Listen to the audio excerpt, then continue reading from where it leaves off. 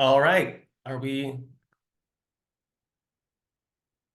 All right. I'm assuming we're on here. So I'd like to welcome everyone to this ESCO seminar. We're hosting Matthew Grant. Matthew Grant's work I came across working on some work on firms and trade looking at product classifications.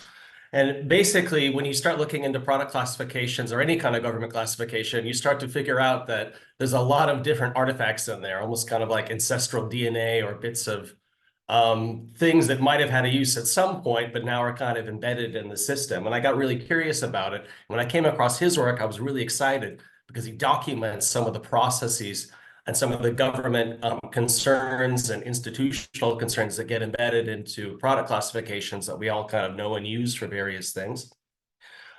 So Matthew Grant, he graduated from the PhD from Yale. He spent time at CIEPR at Stanford for a couple of years, and now he's an assistant professor at Dartmouth.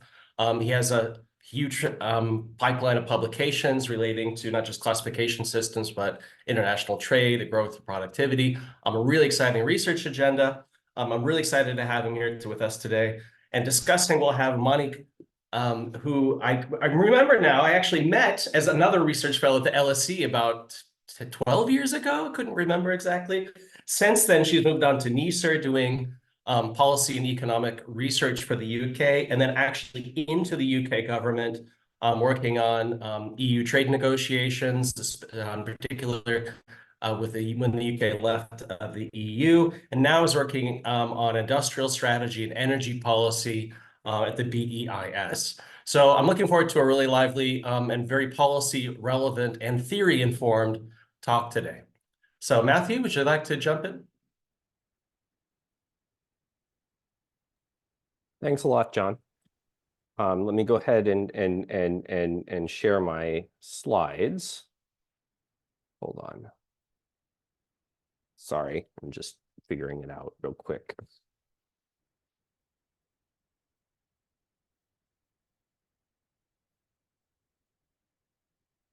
Thanks a lot, John, and thanks a lot, everyone, for coming to the talk.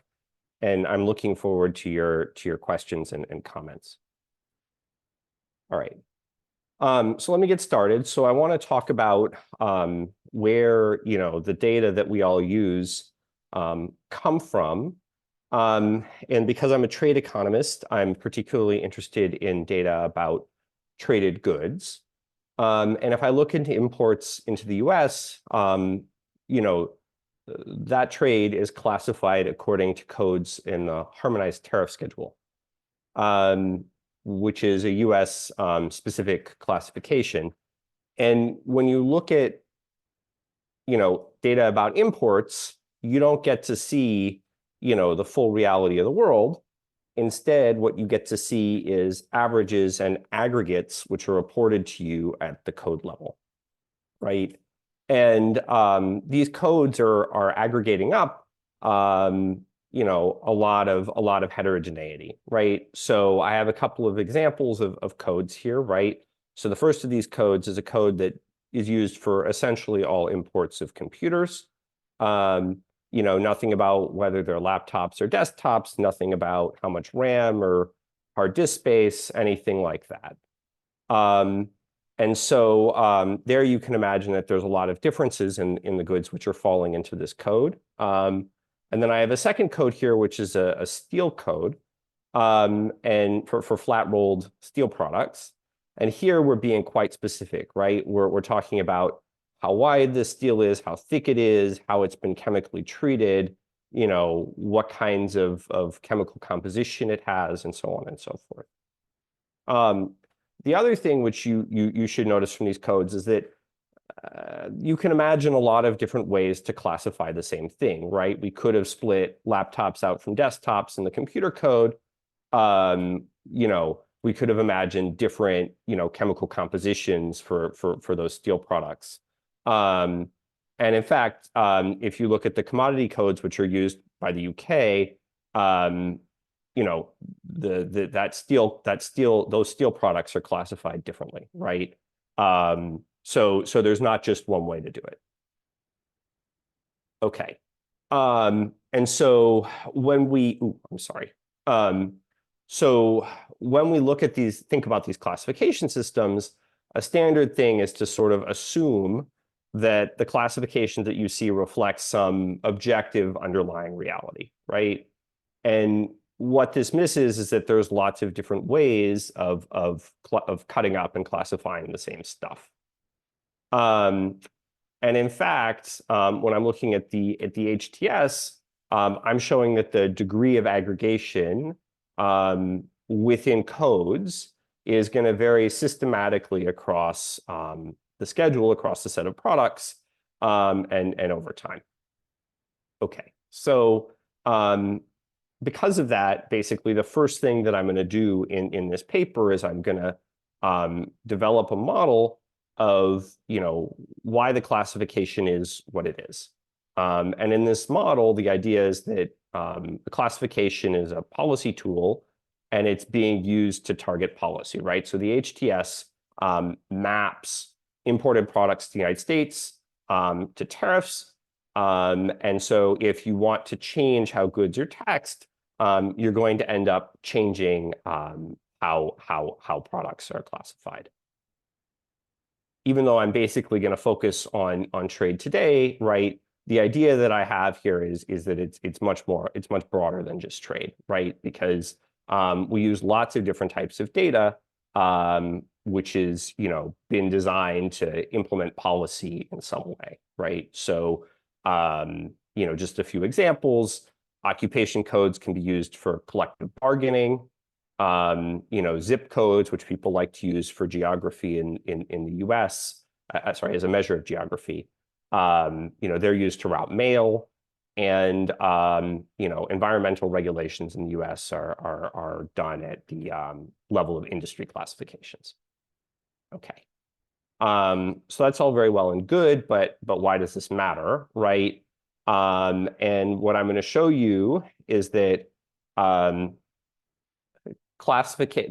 codes, the aggregation in the codes is going to be a source of aggregation bias.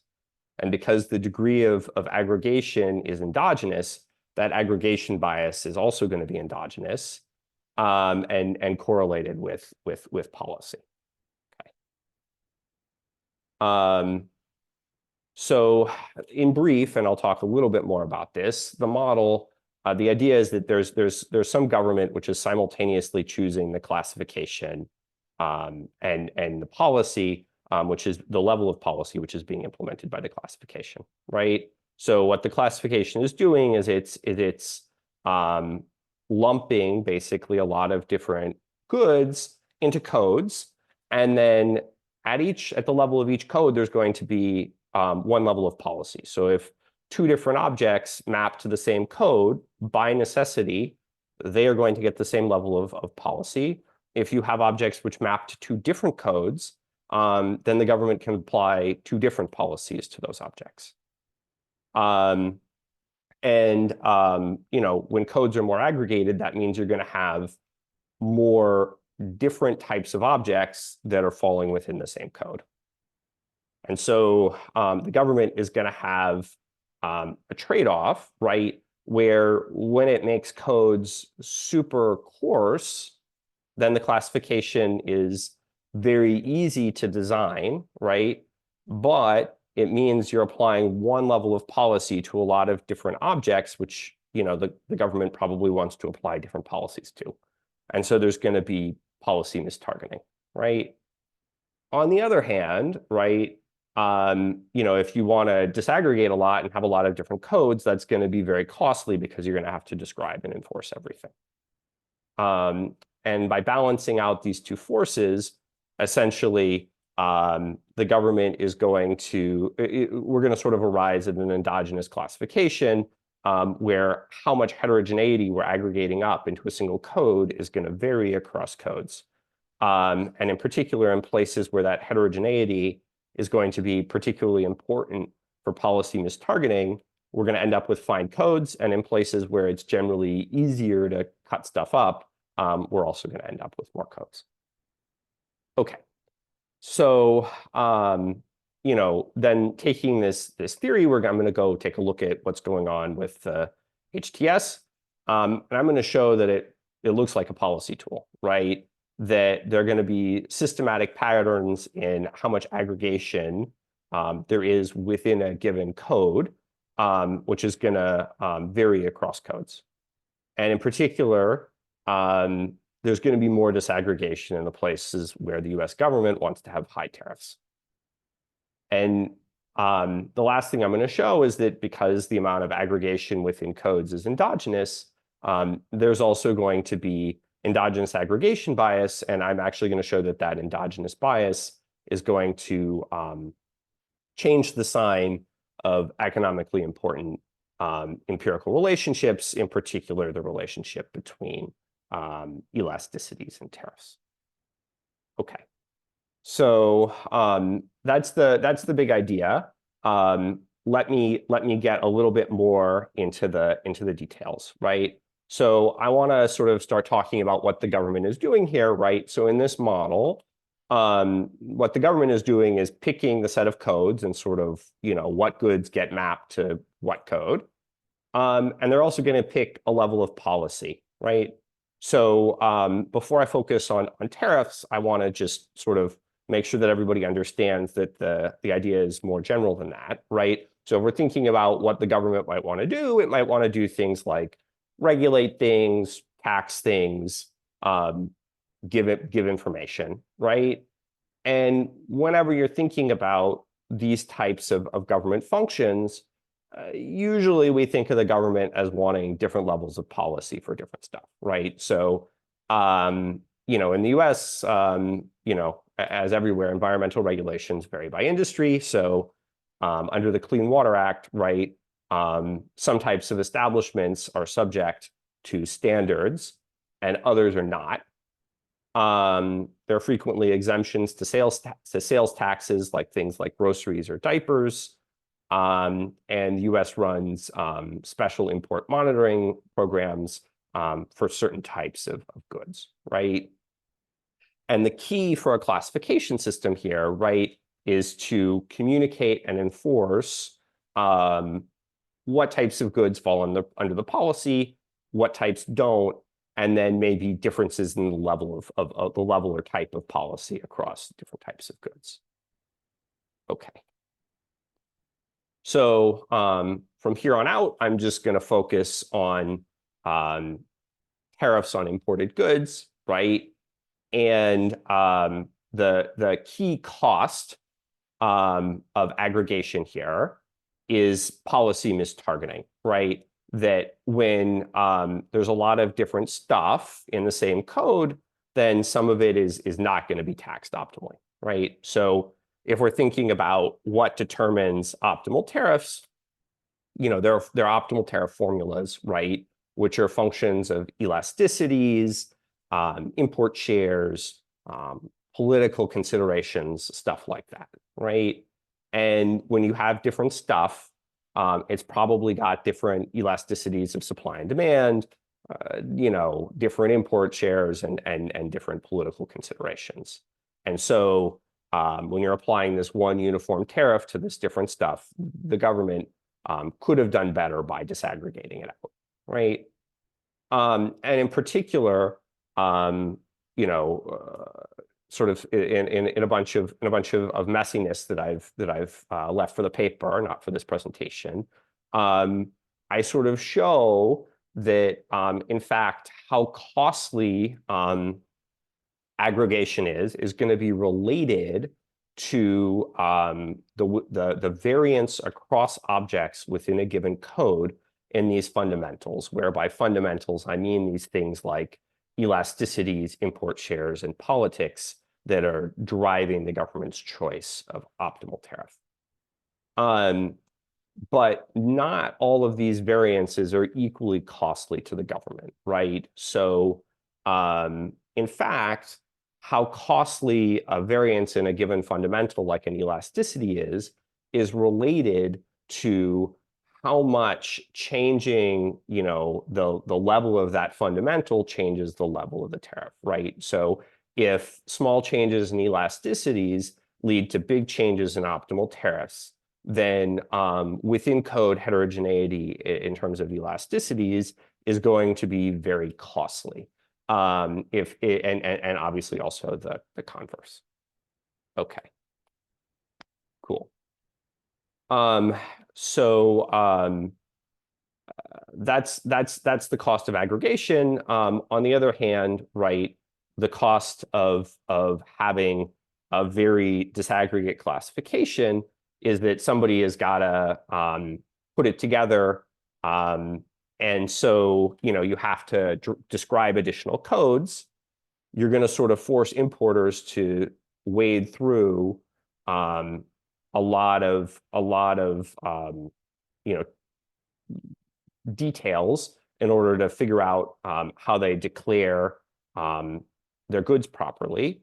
And then the last thing is that it's also going to be more difficult to enforce, right? More different codes is going to create more ambiguity in the classification that people might want to exploit by sort of, declaring the code that the government might not have intended them to declare, but that comes with a lower tax rate. So in fact, in the case of the US, there's a lot of cases that go through trade courts where people are fighting with the government about how goods ought to be declared in terms of which code. Okay, so having this very big tariff schedule is going to be costly. And one other thing, which I think is probably empirically relevant, is that it may be that what the government cares about is the elasticity of demand 3 or 4, but that's not something which most importers would know, and it's not going to be a characteristic that you're going to be able to contract on or that you're going to be able to enforce through the courts, right? So that's why when I showed you the codes earlier in this presentation, they're described as computers versus steel, because that's something that is easy for everybody. Everybody knows that, and courts can enforce that, as opposed to, say, elasticities of supply and demand, even if that's in the end, what matters for the level of optimal policy. Okay, so almost done with the theory. So the idea here, right, is that the optimal classification is going to balance these costs of policy mistargeting and these essentially costs of writing a finer classification. And so, codes are going to be finer when aggregation is more costly, right? And also in places where it's easier to write finer classifications, right? So if we're very sensitive to these changes in these fundamentals like elasticities, we're going to have a finer classification. So if we sort of take this theory to the example where the steel codes for the US are much finer than the computer codes, right? What the theory is sort of saying is that changes in elasticities have a big impact on the optimal steel tariff, but not the optimal computer tariff. And also that the ways we have for describing steel, for example, how much magnesium or nickel is in the steel, is more informative about the elasticities than something comparable that I might use to describe a computer, like how much does a laptop weigh. Okay, so that's the idea. So now I want to sort of show you how the HTS works and sort of show you that it's consistent with this theory that I've set up. Okay. The way traded goods are classified in the US, it's following the harmonized system first, right? So the harmonized system is a set of 6-digit codes that are used by essentially all countries. And they've been used for a little over 30 years now.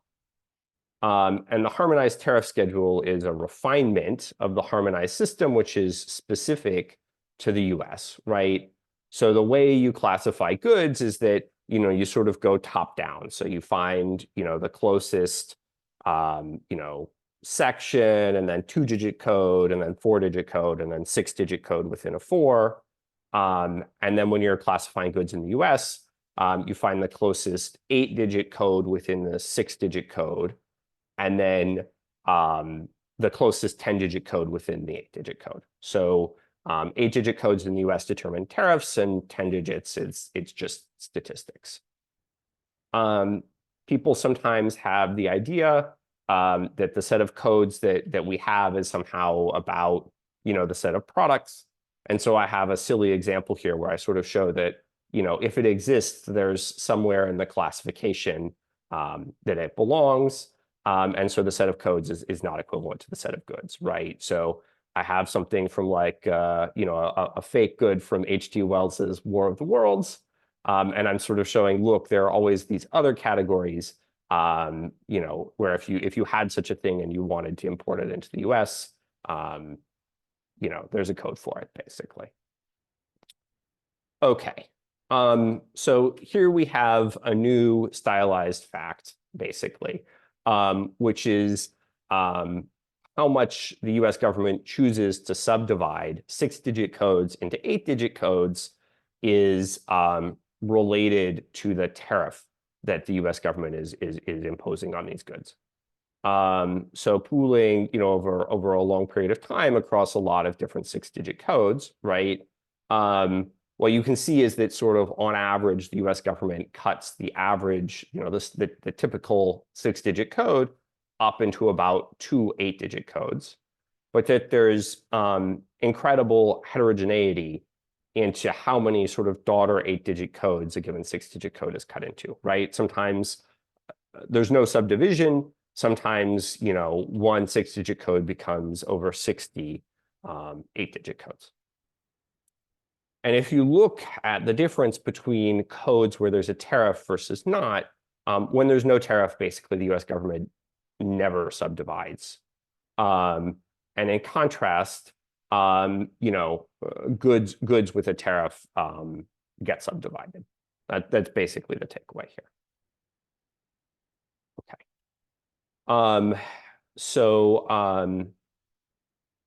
The other thing about codes is that they vary a lot in the value of imports that they contain, right? So if you look at the coefficient of variation for import value, so I'm looking at the standard deviation of import value for a given code relative to the average imports across all codes, that standard deviation is 10 times the mean. So some codes have a lot of trade, some codes have almost nothing. And then to push things further and look at what's going on, how much heterogeneity is being aggregated up in these codes. I'm going to use what I'm going to sort of think of as kind of like microdata, I'm sorry, which is looking at so the US government disaggregates its trade statistics based on district of entry and district of unlading. And so by looking at, say, heterogeneity in prices across these district of entries and districts of unlading, I can get a sense of how much heterogeneity in prices there are across goods, which are all falling into the same code. And you can think, obviously, because there's still aggregation for a given code at the given district of entry level, that there's still aggregation, I'm not getting all the heterogeneity within the code. I'm only getting a lower bound. But you can use this to sort of see that, there's huge amounts of variation in the within code variation, right? That if we're looking at sort of the how much variance there is in the variance of prices across codes, it's very large. And the same thing for expenditure share by source country. Okay. Furthermore, how much variation there is related to, within a given 8-digit code is related to how many 8-digit codes a given 6-digit code has been cut up into, right? So in places where the US government decides to cut a given 6-digit code up into more 8-digit codes, right?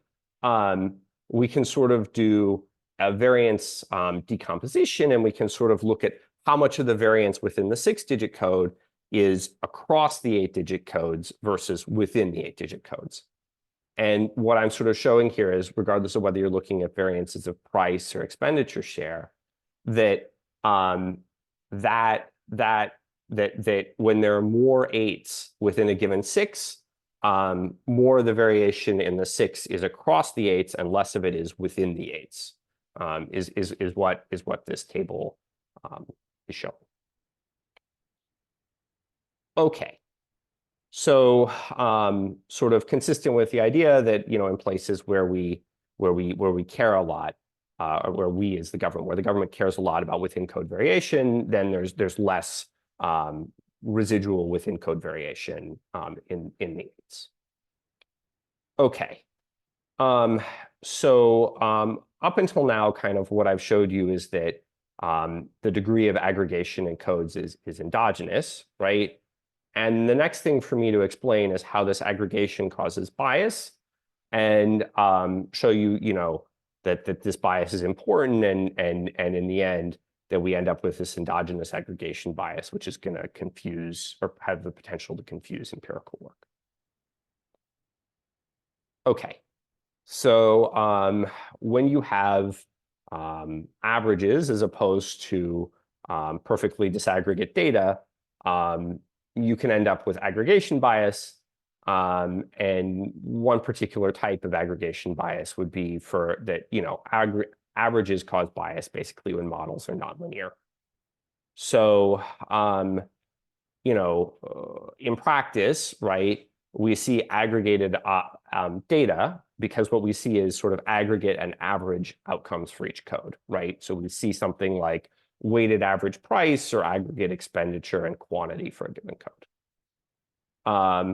And when you're estimating elasticities, you're looking at the log of variables, right? So the ideal thing to do would be to take the average of the log, but instead what you're doing is taking the log of an average, and those things are not the same because logs are nonlinear, right? So basically what I'm doing is I'm using that same ports data that I told you about, and then I'm sort of taking second order approximations to these log variables, so that I'm able to correct this aggregation bias. And I can basically estimate elasticities both ways, dealing with all the standard stuff basically.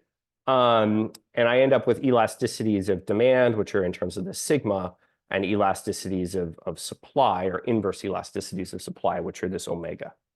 And what you see, right, is that there's big differences in the elasticities that you estimate, right? So if you're thinking about things like what are the gains from trade, or what are what's optimal policy, you're going to end up with very different answers based on which set of estimates you use. Okay. Furthermore, right, in places, I sort of was saying that this bias in the sigmas and the omegas and these elasticities of supply and demand is related to the aggregation of within code heterogeneity.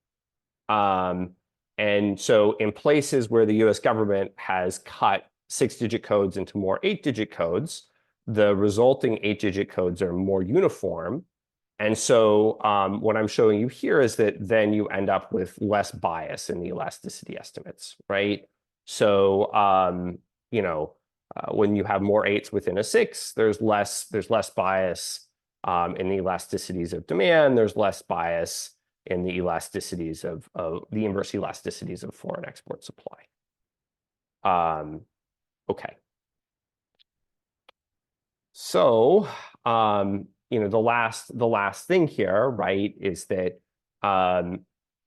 this is actually going to give rise to the wrong sign in a regression of applied US tariffs to elasticities, right? So what the theory sort of says is that tariffs should be decreasing in the elasticity of import demand, right? And increasing in the inverse foreign export supply elasticity. And when I'm using these corrected sigmas and omegas, I'm getting exactly the relationships that you would have predicted by theory, right? Which is to say the coefficient on the sigma that's negative, the coefficient on the omega that's positive. Okay. If I'm using these biased sigmas and omegas where I haven't corrected for the aggregation, I'm getting the wrong sign on the point estimate for sigmas, and in general, my point estimates are not significant.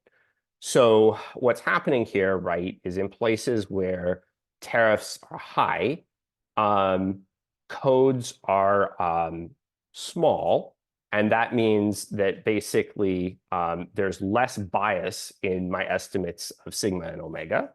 And so because those biases are tending to push sigmas down, right, there's less downward bias in the sigma. And so, right. And so basically what's happening is in low tariff goods, I'm sort of ending up with sigmas which are too low relative to reality, whereas in high tariff goods, I'm not. And so I'm sort of seeing low tariffs, low sigmas, and I'm getting the wrong sign in the empirical relationship. And so what this is sort of saying is that, yeah, accounting for what the government is doing with these classifications can be important in terms of, understanding the world and what's motivating government policy. Okay, so let me wrap things up. So basically, what I've shown you is that a model of how classification is a tool to implement policy, right? And then I've shown you that aggregation can give rise not just to bias, but endogenous aggregation can give rise to endogenous bias. And something which I'm working on now, right, is that we see that classifications change over time, and economists like to use those changes as a signal about new goods or goods leaving the market. And of course, if you believe me that the classifications are endogenous, then we're going to have to think about the government's choice to introduce new codes or to get rid of codes, and not think of these changes as just mechanical reflections of economic forces, basically.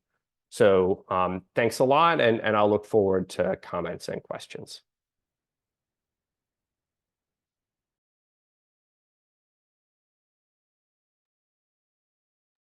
Okay, I'd like to welcome Monique to the stage here. Thank you very much, Matthew. I've got quite a few questions for you, but I'm going to delay those till after the discussion. Monique? Yes, just give me a moment to work out how to share my screen, and I will be right with you. There we go. I can do this. And here we go.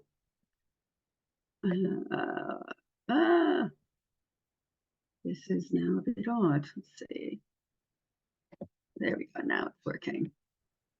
Okay, almost there.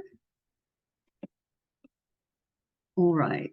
Can you see my screen? I'm going to assume you can see my screen now. Great. Okay. Well, thank you, Matthew. This is a really nice paper. I'm no longer an academic. I now work quite deeply in the trenches of actually kind of designing policy a lot of the time. Sometimes policy on sometimes industrial policy, sometimes trade policy. So I'm not going to be able to tell you exciting stories from those trenches, but what I am going to be able to do is to explain, sort of give you a bit of a perspective on how we might find this really, really helpful to some of our work. So when I start now thinking about a paper, I'm no longer someone who worries about getting papers published and worries what journal editors are going to think. I'm now someone who just thinks, how am I going to use this? Is this really helpful to me? And so the three questions I ask myself when I read a paper nowadays is, first of all, is the paper relevant to policy? And in this case, bottom line, yeah, really, very relevant, very thought-provoking. Mainly because, yes, we do use, we design policy based on sometimes trade product codes, sometimes based on industry codes. And then when the policy has had a chance to operate for a little while, we often like to go back and evaluate it and check how well it's doing. And if those regressions are going to be biased, we definitely want to know about it. This is really helpful. So that gives me, skipping over slightly to number 3, it makes me think about an issue in a new way. Yes, definitely. I'd never thought about this issue, but I will be thinking about it in the future. And then finally, are the mechanisms and results plausible and explainable to a non-expert? The main mechanisms are definitely plausible. I think my main suggestions are going to be a little bit around sharpening or clarifying some of the results to sort of improve, partly kind of selfishly, my ability to explain this, explain what's going on to the kinds of, non-technical decision makers that I work with. So just to recap, the main ideas of the paper, first of all, product and possibly industry codes are endogenous to policy objectives. Second, those classifications are aiming to then minimize the balance, minimizing the costs to mistargeting the policy, which would make you, want really granular codes. And however, the costs to making those codes really granular, because then you've got to try to enforce them, and that can get really expensive. So I think that's, perfectly plausible. I think probably pretty bang on how this might work in a variety of countries and contexts. There is already, and then a further main idea of the paper is there's already aggregation bias in the estimation of tariff elasticities, and endogenous classification makes it worse.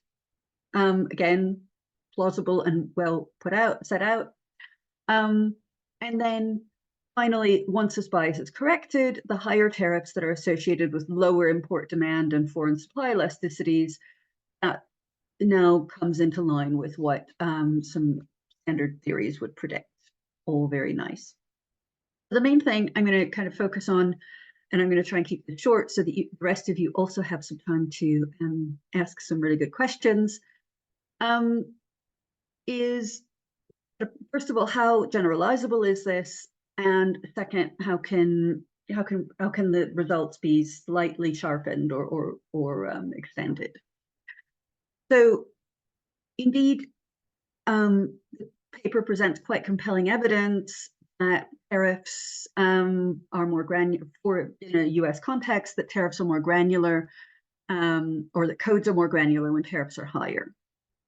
Now, I started thinking about this, and one of the first things that occurred to me is that HS, or its variants in different countries, are mainly used for trade policy, right? So then you can imagine that HS might then be endogenous to how the type of trade policy you're trying to pursue.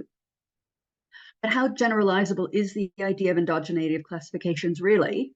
And I guess the best answer that anybody can give you is it really depends on how independent the classification body is from the policymakers.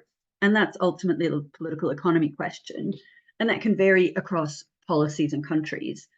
And a brief counterexample, over the past couple of years, a lot of governments, particularly in Europe, have been targeting, have tried to help businesses and households with surges in energy costs. So the issue there is industry codes are really multi-purpose. You use them to target an awful lot of different types of policy, and very, a relatively small set of them have to do with energy. So that makes it potentially not necessarily straightforward or practical to split up an industry code based on energy intensity, because you're going to want to use those codes for something else too. And then also, probably the biggest barrier is that sometimes the speed at which policy needs to be designed just wouldn't allow you to change classifications. And so that's, for longer term, stable kinds of policies, and for policies where there's where the classification really only has, a narrow set of purposes, you're probably in a good place. And so the second point I'd kind of like to make is around the policy objectives of the tariff setter. So here, Matt chooses a perfectly standard, sensible policy objective that, I would probably have chosen in his place as well. So it's a very, pretty standard one, but it's a weighted average of a number of things, right? A producer surplus, consumer surplus, and revenues. Now, the issue there is that the way the way you want to set a tariff is going to be different if you're only going to be trying to target maximizing revenues, or if you're only going to be trying to set tariffs for trade defense purposes. So what do I mean?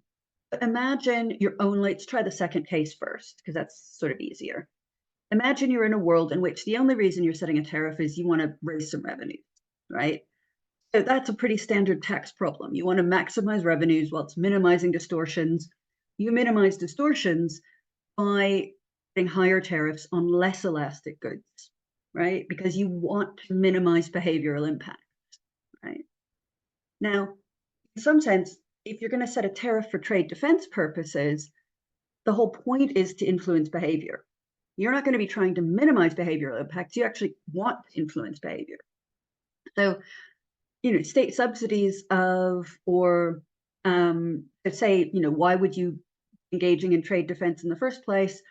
Some other countries are subsidizing, industry X, and it's more likely to have an impact on your domestic market if those goods if the goods are highly elastic, right? If they're really sensitive to any sort of small changes in cost due to a state subsidy in a place far away, right?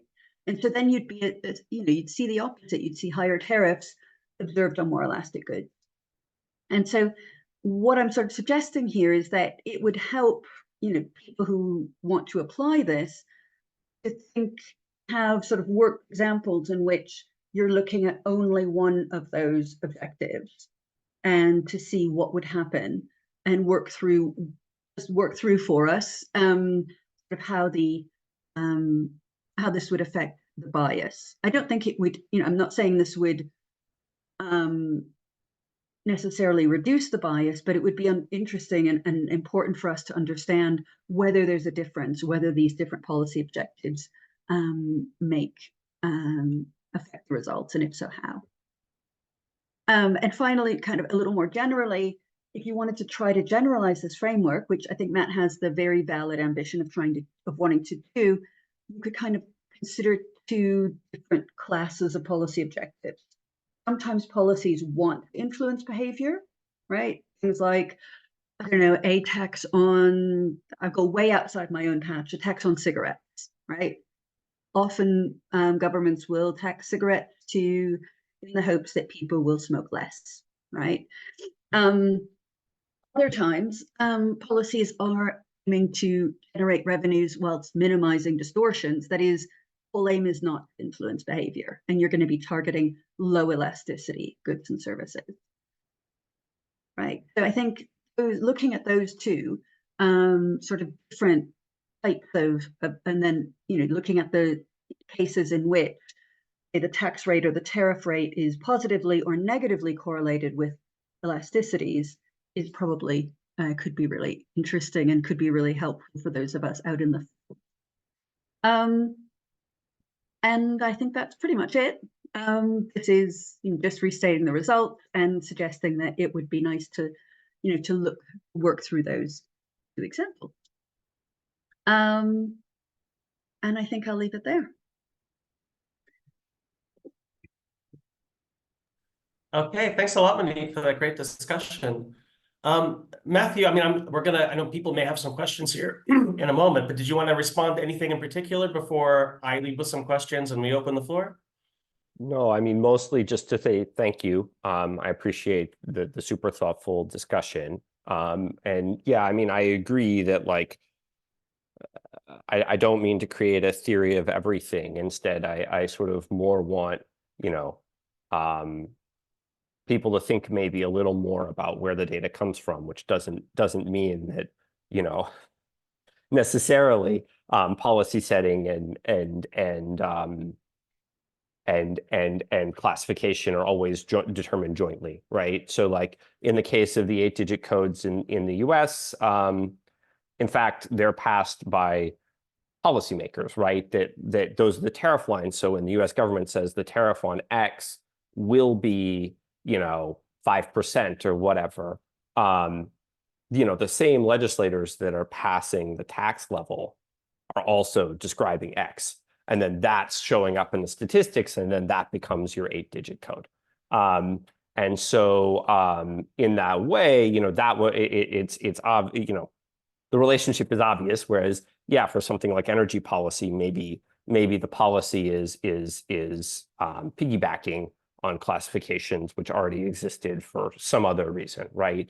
And the question would be, what were the industrial classifications designed for? Yeah. So but overall, I take the points very well, and I appreciate a lot the feedback from Monique.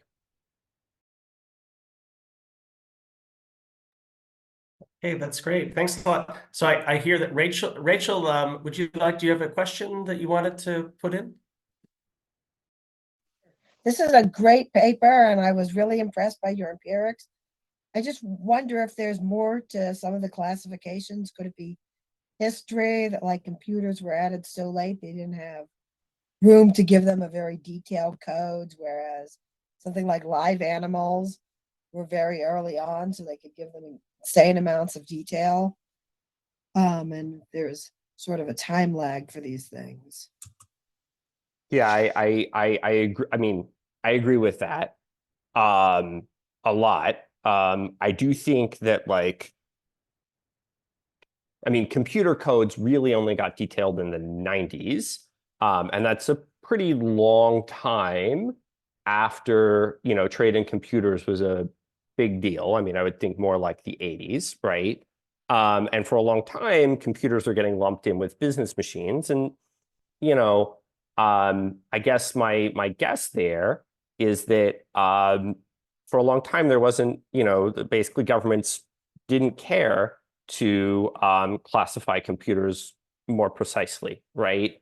And my guess is, at least in the case of the US, there's basically no trade policy on computer imports. So my guess is basically for a long time, there were more and more imports of computers, and it was just kind of not worth the government's while to create a new special code for them, because it's not something that the US government cares very much about controlling, right? And in contrast, if you look at the steel tariffs, not only are they very fine, but they change all the time. And what I would sort of take from that, right, is that the US government is very sensitive to getting its steel trade policies wrong, right? That the US government is very interested in taxing imports of steel and providing the information framework for US steel producers to file anti-dumping cases. And that in order to help that happen, they're doing a lot of work to make sure that the codes are very precisely targeting the information they collect and the tariffs they apply.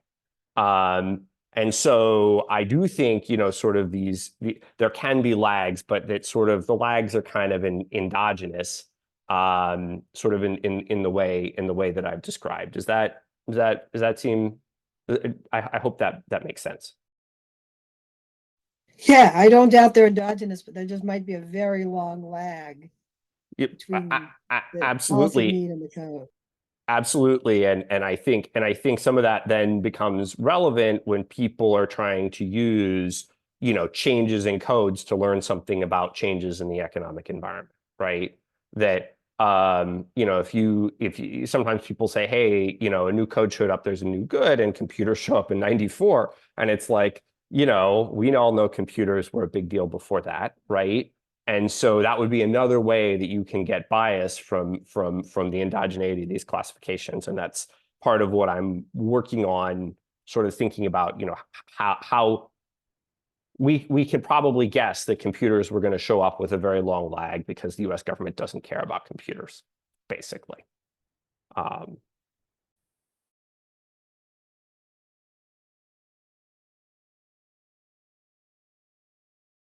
Okay, actually, that leads pretty nicely into a question I had for you, because one of the things about this paper, it touches more broadly on a book by James C. Scott calling Seeing Like a State, which also is something I've discussed with friends here in London, I think at the pub, talking about how governments endogenously create these classification systems.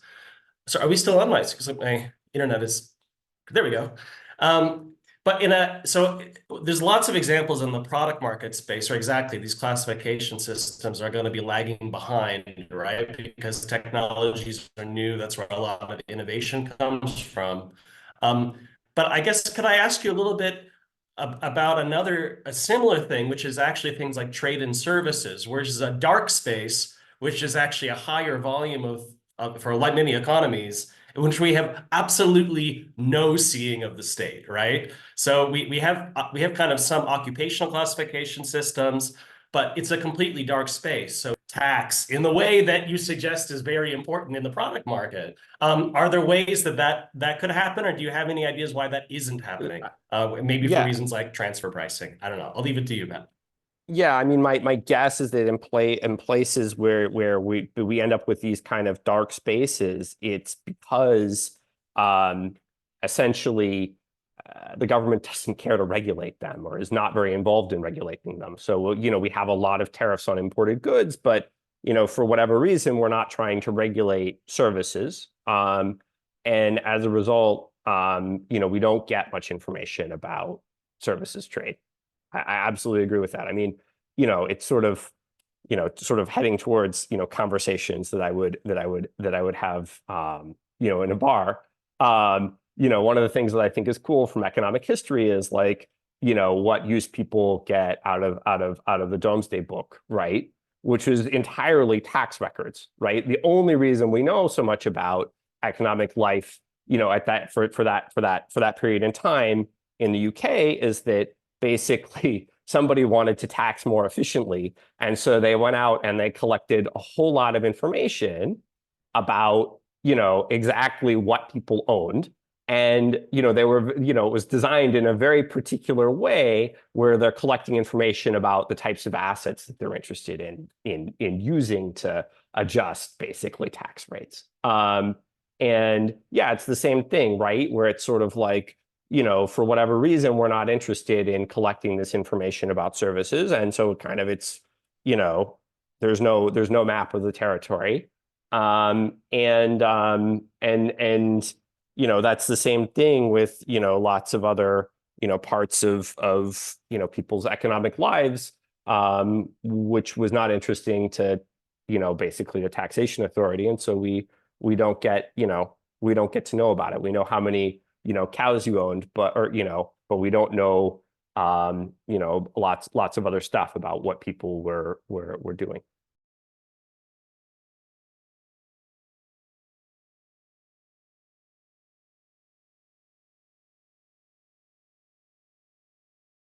That's great. So, Monique.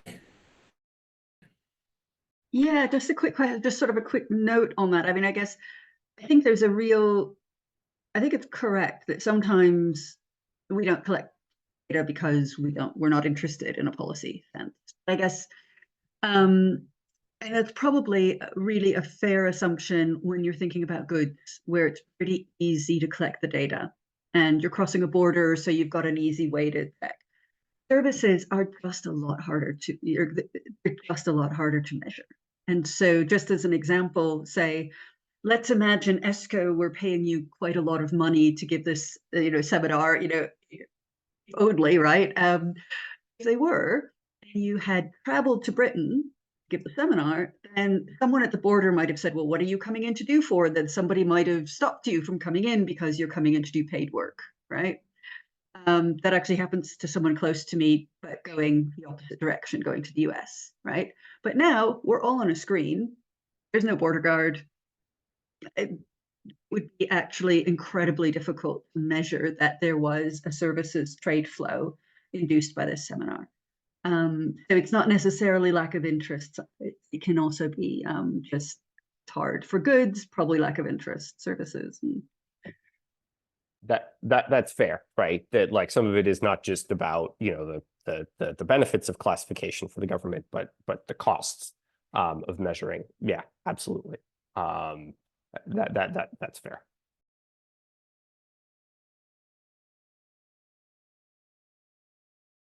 Whoops. Okay, so I wasn't aware that we were willing to pay Matthew a huge sum of money to come to the UK. News to him, I think. But with that in mind, lacking any, I think we're getting really close to the end of the hour. So just because you might have a fee if we tip over to 1 o'clock, I'm gonna say thank you very much for a very lively discussion to everyone, especially Matthew, for this free seminar, and Sarah for hosting us. So with that, I'll say goodbye.